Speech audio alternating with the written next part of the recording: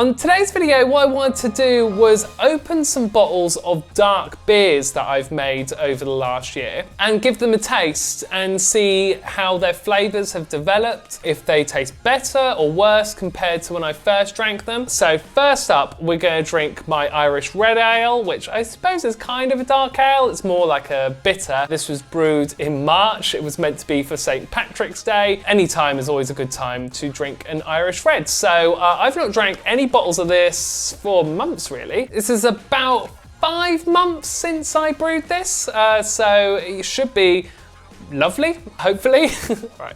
Right, well, it's not over-carbonated or anything, so that's good. No secondary fermentation issues.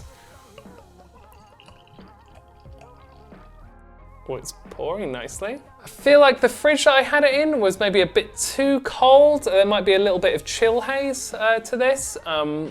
But it's pretty clear, actually. There's a bit of a metally smell, which I think I said last time. Bit metally, but I think that's okay. It's quite irony. Let's give this Irish Red a taste.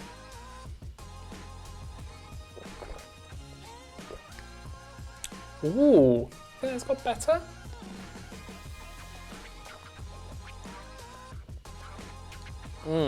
Very malty. I can definitely smell the fuggle in it. But yeah, I don't know if I'm getting a huge taste of it. Oh, no, there's that kind of old, bitter kind of taste coming in, which I think fuggle produces. So I think that has improved with time. The only thing I'd say, there's a little bit of maybe yeast floating around in there, actually. Just don't look at it.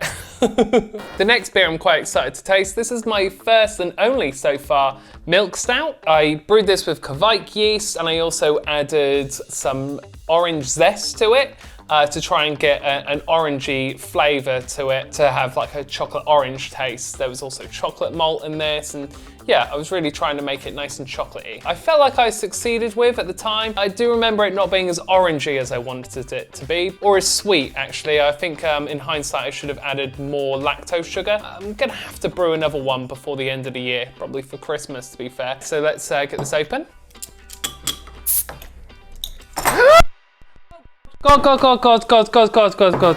Well, I think we can agree there that that was an absolute disaster just then. The worst thing about it is that you barely got any footage of that bottle actually exploding. It absolutely covered my living room in beer. Fortunately, it was mostly the floor and the table, but it's taken me ages to clean it. Sorry, Charlotte, it did get on the pillow I was sat on. Anyway, so was I able to scrape any beer from that in the end? Here's what is left of that beer. Clearly, there was some sort of secondary fermentation or something went on in there. That was very carved up, and that had been sat in the fridge for a couple of days as well, so you wouldn't have thought it would gush like that, but it did.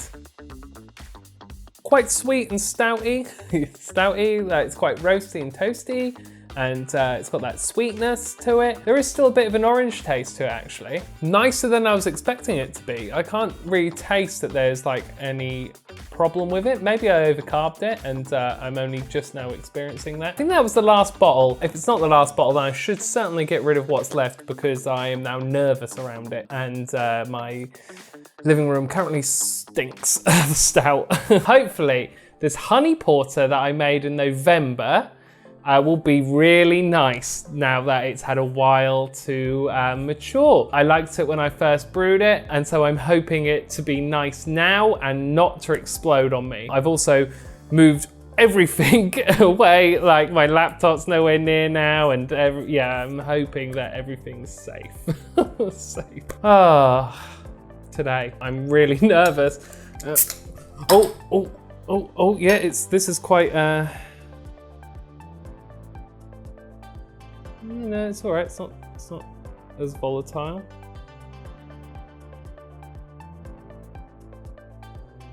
It's not sprayed all over my living room, so the hope is that there hasn't been a secondary fermentation. All these beers predate my pH control, which I've got much better at. I'm assuming that these ended with much higher pHs than what I really wanted them to have. That could be part of the problem. Maybe having the wrong pH can affect carbonation later down the line. Maybe some dodgy enzymes act at that point. Don't know. Let's give this honey porter a taste and hope for the best.